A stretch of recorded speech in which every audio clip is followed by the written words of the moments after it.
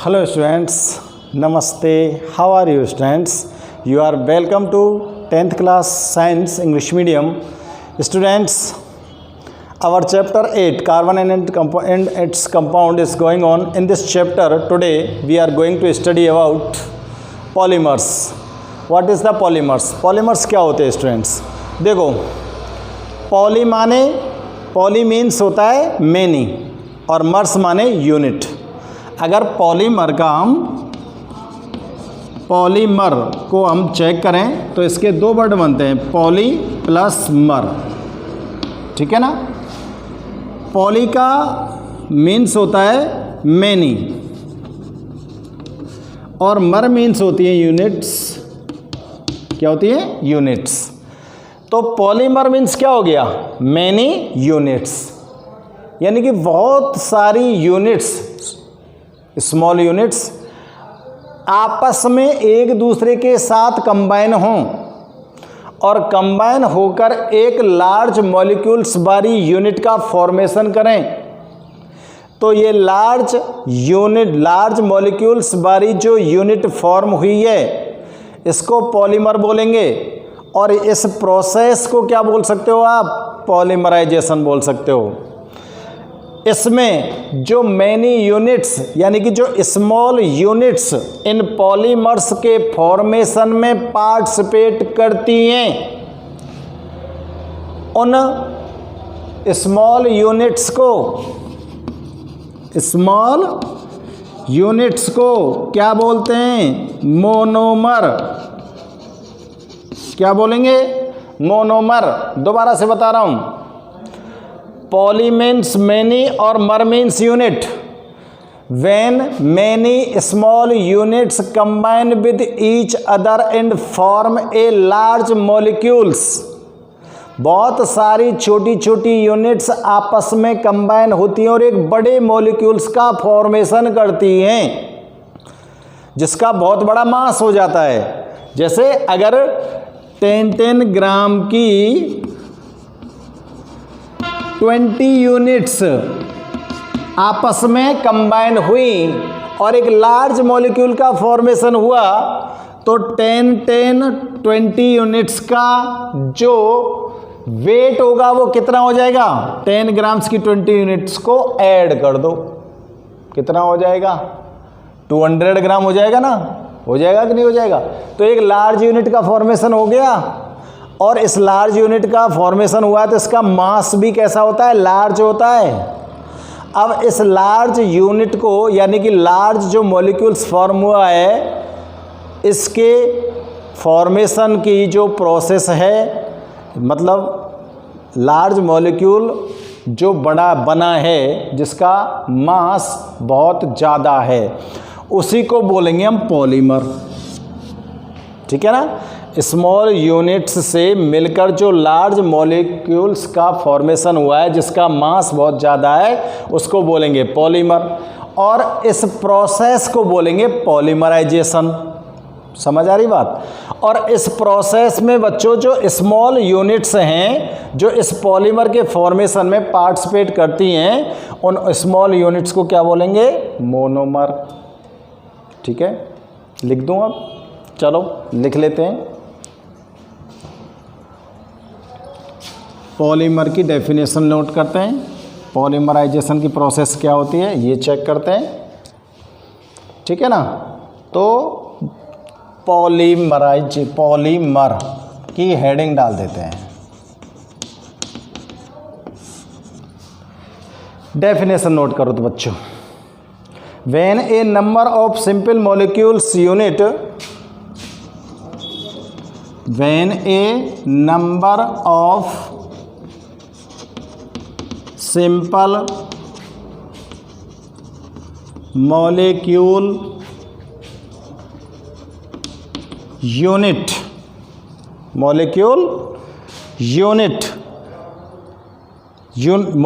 unite with each other, unite unit नहीं है वो, यूनाइट है। Unite with each other, unite with each other to form a long chain molecule, to form a long chain molecule. Long chain वाला molecule form करती हैं ये बहुत छोटी छोटी जो सिंपल यूनिट्स होती हैं जुड़कर एक दूसरे के साथ with high molecular mass, with high molecular mass and, molecular mass तो कैसा हो गया high, and same empirical formula, and same empirical formula, empirical formula उनका कैसा होगा सेम होगा, ठीक है ना, एम्पिरिकल फॉर्मूला। और ये जो लॉन्ग चेन बनेगी बच्चों, जैसे इस तरह के मॉलिक्यूल्स की ये क्या बन गई एक लॉन्ग चेन, बनती चली जाएगी बनती चली जाएगी। इस लॉन्ग चेन में अगर मैंने स्मॉल यूनिट्स को नाम दे दिया एम, तो एम नाम की स्मॉल यूनिट एक दूसरे के साथ यूनाइट हो रही हैं, जुड़ रही हैं, छोटी छोटी यूनिट सिंपल, ये यूनाइट होकर एक लॉन्ग चेन बना रही हैं। तो स्टूडेंट्स इसके अंदर क्या हो रहा है, ये जो यूनिट है क्या ये रिपीट नहीं हो रही है, बार बार रिपीट होकर नीचे आ रही है क्या, इसका रिपीटेशन हो रहा है कि नहीं हो रहा है, रिपीटेशन हो रहा है ना। तो लॉन्ग चेन में जो स्मॉल यूनिट्स होती हैं उनका रिपीटेशन होता है कि नहीं होता है, हो रहा है, ठीक है ना। तो देखो this long chain molecule having repeating units, this long chain molecule having repeating unit, ये जो लॉन्ग चेन वाला जो मॉलिक्यूल बनता है इसके अंदर क्या होती है रिपीटिंग स्ट्रक्चरल यूनिट, या कैसे लिख दो repeating units, is called a polymer.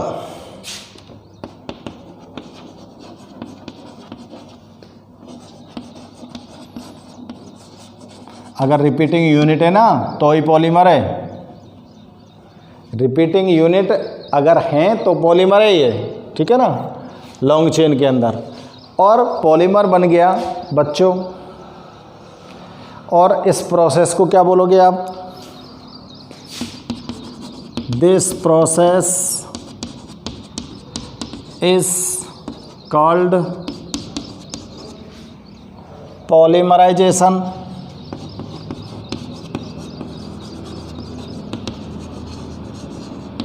Process को क्या बोलोगे पॉलीमराइजेशन।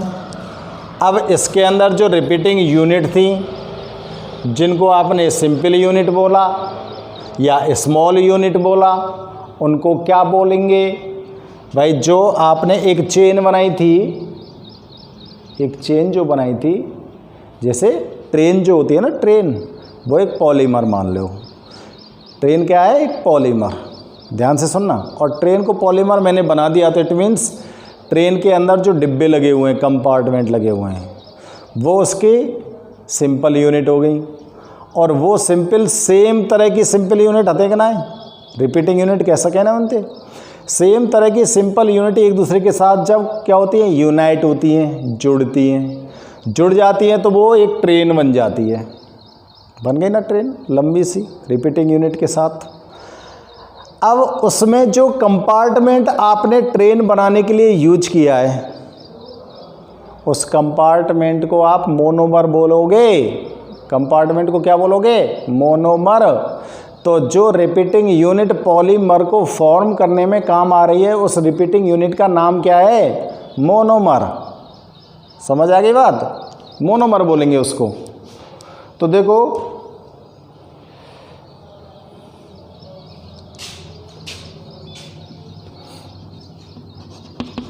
दी रिपीटिंग मॉलिक्यूल, मॉलिक्यूल कह लो चाहे यूनिट्स लिख देता हूँ मैं, यूनिट्स एल्सो नहीं, एल्सो मत लगाओ, आर कॉल्ड मोनोमर। ठीक है ना। अब देखो एग्जाम्पल लेंगे जब पता पड़ेगा तुमको कि कौन सा पॉलीमर है और इस पॉलीमर के क्या क्या मोनोमर हैं, तो ये ध्यान रखना है आपको। अब देखो भाई आगे बात करते हैं हम। यहाँ पे लिख रहा हूँ मैं polymer, polymers are of two types. Polymer कितने प्रकार के हैं भैया? 2 प्रकार के। पहला है नेचुरल पॉलीमर, ठीक है ना। दूसरा है क्या? Synthetic, synthetic polymer. तो ये पॉलीमर के बारे में हो गया। अब हमको पढ़ना है बच्चों क्या?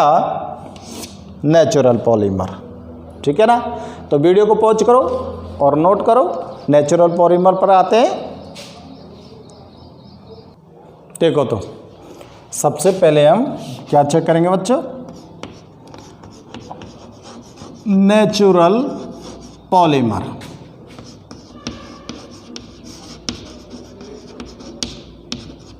नेचुरल पॉलीमर किसे बोलेंगे?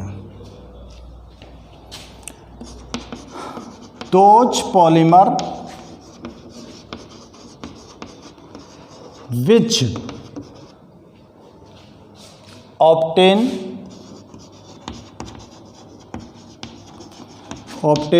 from nature directly,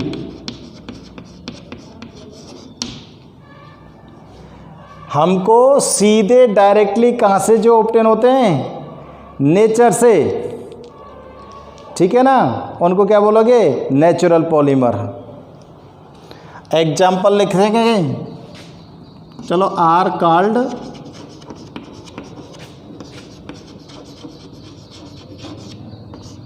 natural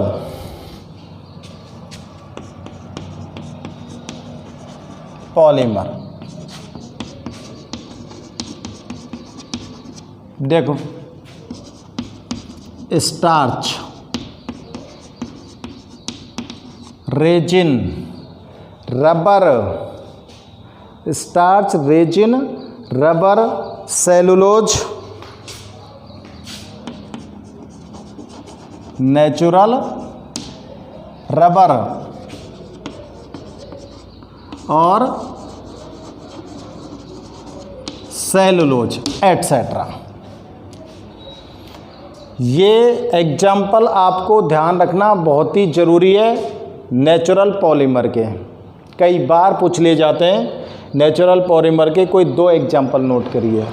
starch, resin, natural rubber और सेलुलोज, ये आपको नेचर से डायरेक्ट ऑब्टेन होने वाले नेचुरल पॉलीमर्स हैं, ठीक है ना। अब बच्चों इन नेचुरल पॉलीमर्स में से हमको यहाँ पर जो स्टडी करना है, देखो इसमें से हमको यहाँ पर स्टडी करना है बच्चों। हेडिंग डाल रहा हूँ मैं,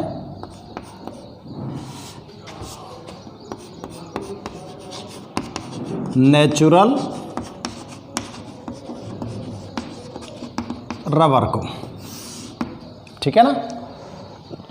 नेचुरल रबर को स्टडी करना है हमको, तो आप लोग नेचुरल रबर की हेडिंग डाल लो। तो नेचुरल रबर आपको कैसे ऑब्टेन होती है बच्चों? देखो रबर जो होती है नेचुरल, वो हमको एक ट्री से ऑब्टेन होती है, और रबर से, वो ट्री से हमको एक मिल्क मिलता है लिक्विड स्टेट में। नहीं मतलब मेरा कहने का मतलब यह है कि जो रबर का ट्री होता है ना स्टूडेंट, उस रबर ट्री से एक लिक्विड सब्सटेंस मिलता है जिसको रबर मिल्क बोलते हैं, और इस रबर मिल्क को लेटेक्स के नाम से जाना जाता है। दोबारा बोल रहा हूँ, आपको जो नेचुरल रबर है वो एक रबर ट्री से ऑब्टेन होती है। इस रबर ट्री से हमको रबर मिल्क नाम का एक लिक्विड सब्सटेंस मिलता है और रबर मिल्क नाम के इस लिक्विड सब्सटेंस को लेटेक्स कह सकते हैं। ठीक है ना। नेचुरल रबर जो होता है स्टूडेंट्स वो आइसोप्रीन का पॉलीमर होता है। तो नेचुरल रबर की मोनोमर यूनिट क्या हो गई? आइसोप्रीन। और जब बहुत सारे आइसोप्रीन यूनिट स्टूडेंट्स एक दूसरे के साथ अटैच होंगी तो एक लार्ज मॉलिक्यूल लॉन्ग चेन और लार्ज मॉलिक्यूल वाला मॉलिक्यूल फॉर्म होगा, जिसको क्या बोलोगे आप? पॉलीमर। ठीक है ना। तो इसी तरह से तो पॉलीमर बन रहा है। तो नेचुरल रबर में नोट करते हैं हम। देखो नेचुरल रबर जो होती है वो आपको कहाँ से मिलेगी? पेड़ से। तो लिखेंगे it is obtained from rubber tree. It is obtained from rubber tree. ये रबर ट्री से ऑब्टेन होती है इन लिक्विड फॉर्म।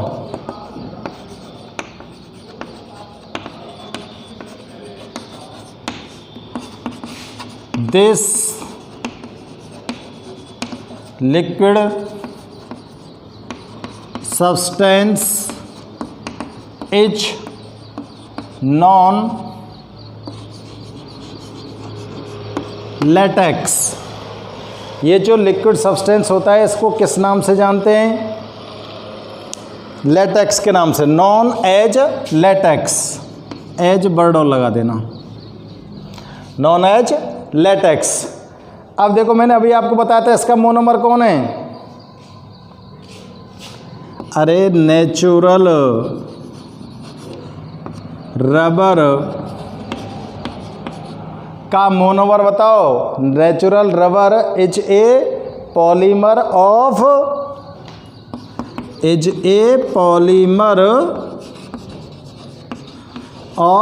आइसोप्रीन। अभी बोल रहा था ना मैं, आइसोप्रीन। ISOPRENE। अब देखो आइसोप्रीन का फॉर्मूला नोट कर देता हूं मैं आपको पहले तो, और इसका पॉलीमराइजेशन करके आपको नेचुरल रबर ऑब्टेन करने की रिएक्शन लिख देता हूं। ठीक है ना। तो देखो स्टूडेंट्स, आइसोप्रीन का फॉर्मूला नोट कर रहा हूं मैं।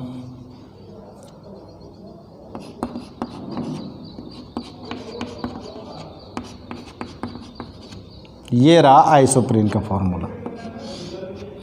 IUPAC सिस्टम आप लोग स्टडी कर चुके हो,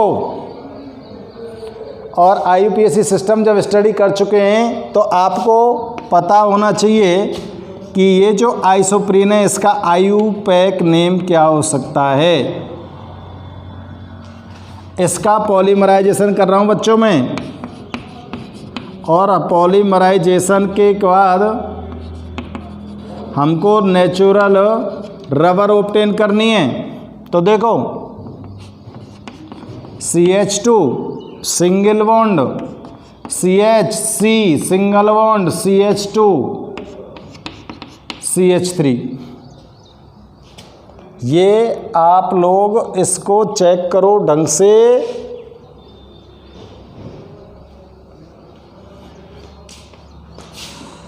यहाँ पर डबल बॉन्ड आ जाएगा, और इस पर मैं लगा रहा हूँ बच्चों होल N, और ये है आपके पास ऑब्टेन्ड नेचुरल रबर पॉलीमराइजेशन के बाद। ठीक भाई। तो मैं पूछ रहा था इसका IUPAC नेम, मैं लिख रहा हूँ आइसोप्रीन का IUPAC नेम आपकी नॉलेज के लिए। उसका नहीं लिखेंगे, इसका लिख रहे हैं। देखो लॉन्ग कार्बन चेन सेलेक्ट करिए, ऊपर वाली हो गई, और कार्बन एटम्स पर मार्किंग करनी है, नंबर देना है। तो किस साइड से दोगे? दोनों साइड में डबल बॉन्ड सिंगल नंबर पर आ रहा है भाई, दोनों साइड में डबल बॉन्ड है और वो सिंगल कार्बन एटम पे ही आ जाता है दोनों साइड से। तो अब इसके बाद आप ये चेक करिए कि कोई सबस्ट्रेट ग्रुप तो नहीं लग रहा है। अब देखो यहाँ पर सबस्ट्रेट ग्रुप लग रहा है ना, और इस साइड से भी नंबर दूं तो भी इसको 1 नंबर मिलता है, और इस साइड से नंबर दूं तो भी 1 नंबर मिलता है। तो सफिशिएंट रहेगा बच्चों यहाँ से देना, क्योंकि सबस्ट्रेट को भी तो कम नंबर देना चाहिए। अब देखो क्या बन गया ये 2 मिथाइल है ना, और 1 3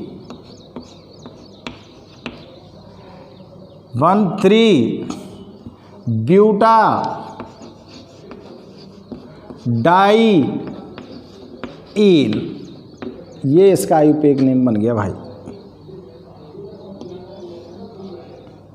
ब्यूटा का मतलब 4 कार्बन है ना, 1,3 ब्यूटा डाई ईल।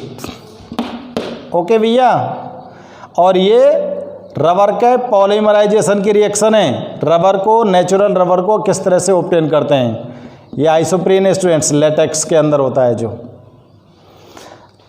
नोट करो, मुझे आगे भी लिखनी है इसकी प्रोसेस, थोड़ी सी अभी पूरी नहीं हुई है। देखो जो रिएक्शन नोट की थी ना मैंने, उस रिएक्शन के जस्ट नीचे लिखना स्टार्ट करेंगे। When acetic acid added with latex, आपने लेटेक्स को ऑब्टेन कर लिया, और लेटेक्स के अंदर आपको क्या ऐड करना है, एसिटिक एसिड। और जैसे एसिटिक एसिड को इसमें ऐड करोगे, it is converted into solid. तो ये रबड़ का जो लेटेक्स है स्टूडेंट्स किस में कन्वर्ट हो जाएगा, सॉलिड सब्सटेंस में। मतलब अब तो ये लिक्विड है, और जैसे एसिटिक एसिड इसमें आपने ऐड किया तुरंत किस में कन्वर्ट हो गया, सॉलिड सब्सटेंस में। ठीक है ना, solid. The rubber so obtain is soft and low tensile power. Solid यानी कि आपको रबड़ मिल गई यहाँ पर, और ये जो रबर मिली है बच्चों ये कैसी होगी, the rubber so obtain is, the rubber so obtained is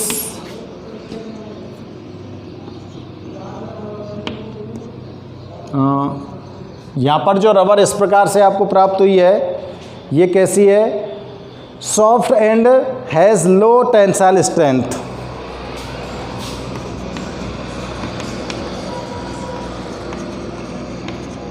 has low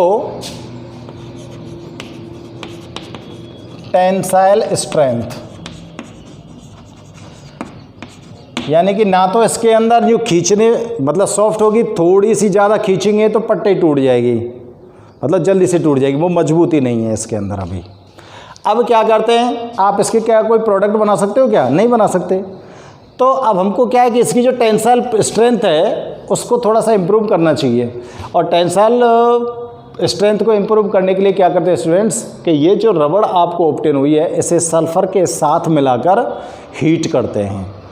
जब रबर को आप सल्फ़र के साथ ऐड करके हीट करोगे तो ये एक प्रोसेस आती है जिसका नाम है वल्कानाइजेशन, और वल्कानाइजेशन के बाद जो रबर आपको ऑब्टेन होगी वो बहुत ही अच्छी होगी, उसकी टेंसाइल स्ट्रेंथ भी अच्छी होगी, और उसके आप अच्छे से प्रोडक्ट बना सकते हो। ठीक है ना। तो देखो, to improve its tensile strength, to improve its tensile strength and elasticity,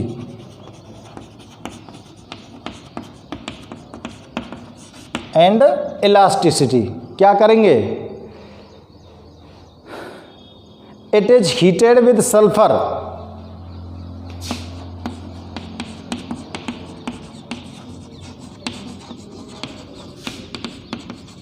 किसके साथ गर्म कर दिया, सल्फर के साथ। क्या बोला था प्रोसेस का नाम मैंने अभी, this process is known as vulcanization. दिस process is known as vulcanization process. क्या बोलेंगे इसको? Vulcanization process. अब इसके बाद जो आपको रबर मिली है वो कैसी होगी देखो। Rubber obtain after vulcanization,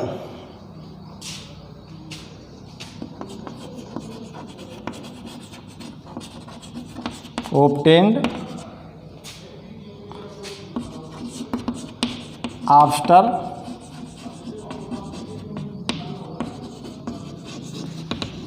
vulcanization. Vulcanisation के बाद जो रबर मिल रही है बाकी बात कर रहे हैं अब हम, ठीक है ना। Is strong hard elastic, is strong hard और कैसी होगी? इलास्टिक एंड, और क्या प्रॉपर्टी आ जाएगी? Elastic and highly resistance to, and highly resistance to tear and wear, यानी कि हर चीज़ के लिए वो कैसी हो जाएगी? रेजिस्टेंस हो जाएगी, ठीक है ना। और इसके आप खूब प्रोडक्ट बनाओ, टायर बनाइए, कोई खिलौना बनाइए, बोट्स बनाइए, कुछ भी बना सकते हो, ठीक है ना। तो ये होती है स्टूडेंट्स आपको रबर ऑब्टेन करने का जो मेथड होता है, नेचुरल रबर किस तरह से आप ऑब्टेन किया है, और ये एक नेचुरल पॉलीमर होता है। इसके अंदर आप कोई भी आर्टिफिशियलिटी ऐड नहीं करते हो, बस इसमें थोड़ा सा इम्प्रूवमेंट करते हैं, ठीक है ना। तो 100% ये हमको नेचर से ऑब्टेन हुआ है, तो इसलिए नेचुरल पॉलीमर है। अब इसके बाद नेचुरल पॉलीमर में आपको सिर्फ यहाँ पर नेचुरल रबर ही स्टडी कराएंगे स्टूडेंट्स, इसके बाद आपके सिलेबस में नहीं है और कोई नेचुरल पॉलीमर। और अब बात करेंगे हम सिंथेटिक पॉलीमर की। तो सिंथेटिक पॉलीमर के लिए हम आपसे नेक्स्ट वीडियो में मिलेंगे, ठीक है ना। नेक्स्ट वीडियो में आपको सिंथेटिक पॉलीमर के बारे में एक्सप्लेन करेंगे और वहाँ पर ही आपको फाइबर्स वगैरह के बारे में, प्लास्टिक के बारे में, सारी चीज़ों के रिएक्शन किस तरह से इसको ऑब्टेन करते हैं, सारी चीज़ें एक्सप्लेन करेंगे। Okay students, good bye.